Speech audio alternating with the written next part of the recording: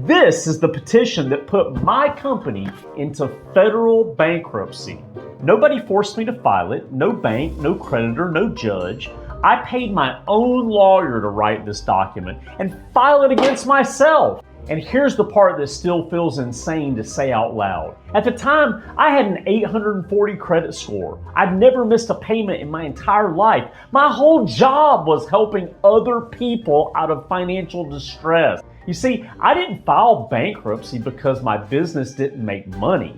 I filed it because there was a lawsuit that was eating my company alive, and that bankruptcy was my only move that I had left.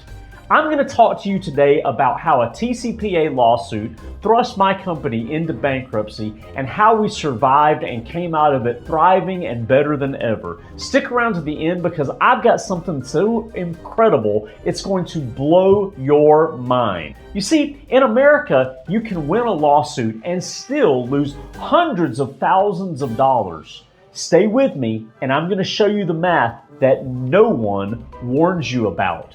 Quick catch up. If you're new, I'm a U.S. real estate business owner that lives in Bangkok, Thailand. We buy houses in America, we find buyers and sellers, and we do outbound marketing. Okay? So what I'm saying to you is, we don't do any cold calling.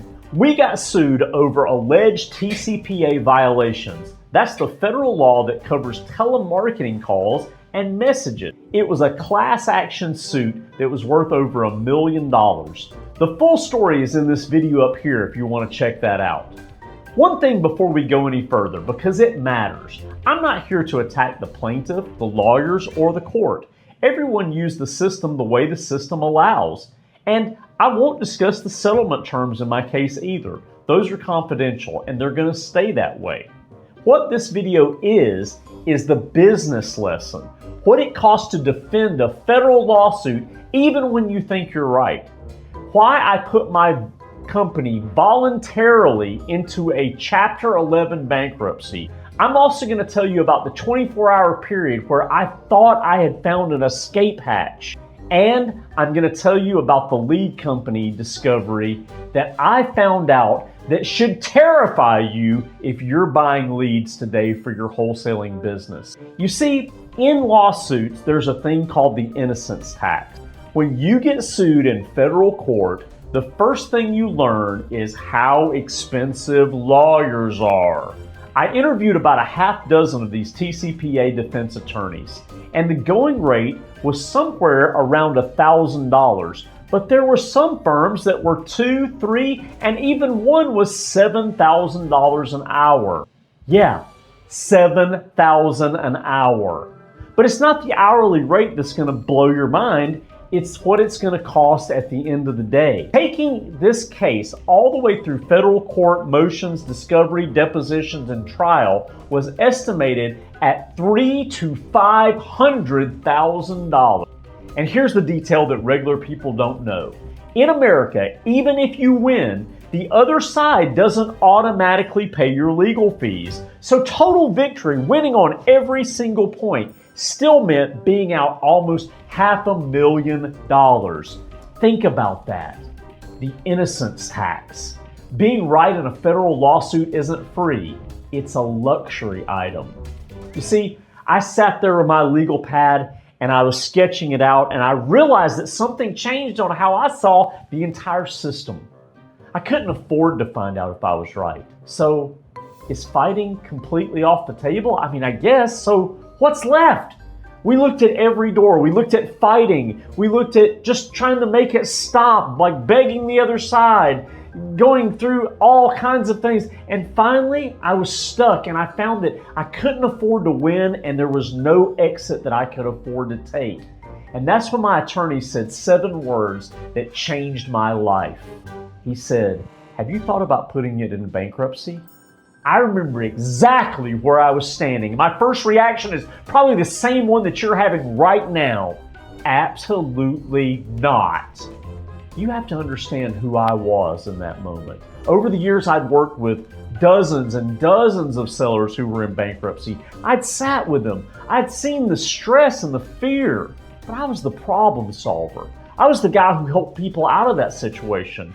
I had an 840 credit score and perfect payment history. And in my head, bankruptcy is something that happened to other people, not to me.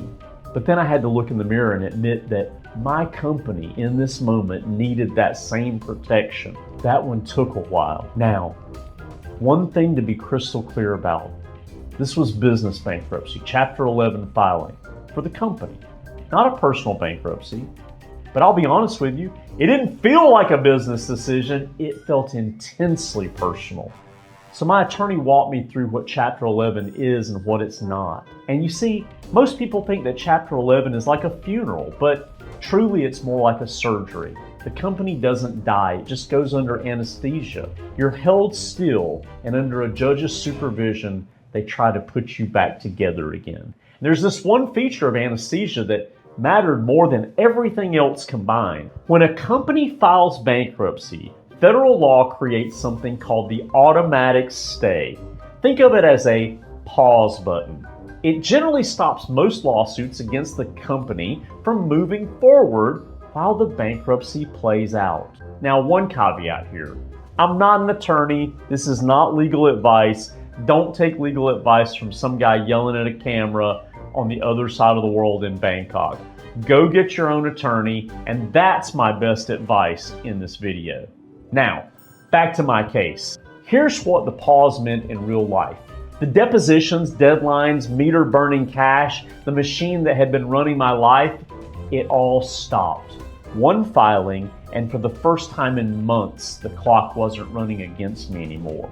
But here's what nobody tells you about that pause. The lawsuit froze the company from the outside, but the bankruptcy froze it from the inside. You see, we were still getting money coming in from deals, but I couldn't pay people the same way anymore. Every payment needed permission from a process and a judge on the other side of the planet. Vendors I'd worked with for years weren't getting paid, and if you know me, that hurt. One attorney, a closing attorney that I worked with for years, I owed him $8,000 and I couldn't pay him. It took me over a year to get that money to him, and the only reason that relationship survived is we'd built trust for many, many years. So I had money, but I couldn't use it. Hold on to that feeling. It's the entire point of this story, and I'm going to come back to it. Meanwhile, I had a problem. My bankruptcy attorney's job was the bankruptcy, not the defense of TCPA. And a TCPA defense team costs more than I could sustain. So I did something I never wanted to do. I became my own researcher. Not because I'm smart, but because I was cornered. Hundreds of hours studying law, system data, call recordings, lead records, staying up till 5 in the morning trying to figure out how I was going to get out of this. And then one night I found it. Oh my God, a federal appeals court case had come out of Arizona. Yes! A home buying company just like mine had been sued under TCPA and they won on appeal. The court had suggested that telemarketing rules don't apply because we're buying something, not selling something. I read it 3 times. I was elated. For about 24 hours, I was on cloud 9. I thought all my problems were over. Then I talked to a real attorney. Helpful, they said, not binding. A case from another circuit is a suggestion, not a rule. Your judge can just read it and set it aside. And also, Jason, there's a bunch of other courts that have ruled the exact opposite way. Home buyers do have TCPA exposure. Here's why I'm telling you this part. While I was living this, social media was full of gurus announcing that cold calling was legal again, that TCPA didn't apply to investors, that we were all safe. I had spent hundreds of hours and 6 figures on a legal education learning that that wasn't true. Social media legal advice is exactly worth what you pay for it. And some of the people who believe the hype are probably in the midst of TCPA lawsuits right now. The research that I did also forced me to look at where this lead came from in the first place. It was a pay-per-lead company, the kind that sells you seller leads and says that it's consented and safe. So during the case, I went back through every lead company that I'd used over the years and I asked them a simple question. Can you show me a consent receipt? If you want to know what a consent receipt is, watch this video right up here and it's going to tell you all about it. But I asked them for this. Give me a consent receipt. Show me something. And guess what? Half of them, they did. They gave me the consent receipt and I was good. But the other half, well, that was a different story. They'd say, oh yeah, absolutely, we'll give it to you. And weeks would go by and I would ask again and again and again and again. Finally, I realized that they were just ghosting me. They were happy to sell me the leads and take my money. They were happy to make me a promise that they had consent. But the moment I needed something from them, they turned their back on me. I call them consent ghosts. And here's the lesson in that cost me a year of my life. Under the TCPA, the company using the lead, not the one selling it, can be the one holding the risk. The lead seller makes the promise. You pay the price. The guru who recommended them, they're not paying your legal bills. The lead company, they're not sitting in the courtroom with you. That company in Egypt that's doing cold calling for you and protecting you, it's gonna land on you, not on them. You see, if you buy leads and you can't produce consent proof for them today, you don't have a lead list, you have a liability. The dispute ultimately got resolved in my case. The lawsuit ended and in time the bankruptcy was dismissed. That's all I'm gonna say about the terms of it, because that's all I'm allowed to say, and honestly, it's all that matters for the story. But I'll tell you what I can tell you. The day that my attorney told me it was over, I closed my laptop and I sat down and I breathed a sigh of relief for the first time in a long time. And that night, for the first time in over a year, I actually slept. You don't realize how heavy a thing is until it's taken off of you. Now, you remember earlier I told you money in the account, but no freedom to touch it? Here's what that whole year taught me.